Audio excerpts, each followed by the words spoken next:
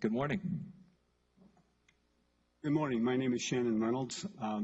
Commissioner Rawson, commissioners, I'd like to address you about a couple of things that I think I'm curious about. First, I want to commend the county manager and the chief for all the work they've done.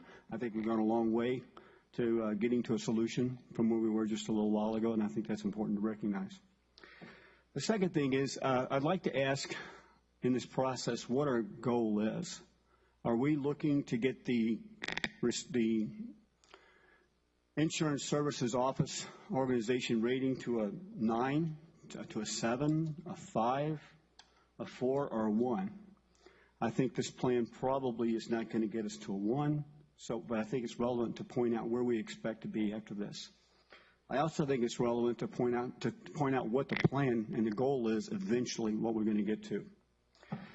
Talking about the buying power, I think, yes, with 4 stations, our buying power is going to be better. I think if we can get to 1, I think we can improve that again. I'd like to know if that's a goal. Grants. We now qualify for more federal grants. Could we qualify for larger and more federal grants if we were only 1 district or instead of still 4? I'd like to have that answered. Another thing I did is I looked at my insurance policy. And I happen to be in the city, so my the city fire department is rated at an ISO rating of 1. And my insurance company actually won't even write policies in the county.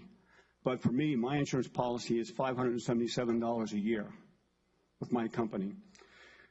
If I was a 5 in the county, it goes up by 15% from 1 to 5. From 5 to 7, it goes up by 71%. And if I go to a 7 to a 10, it's actually up 157% from what I can get in the county.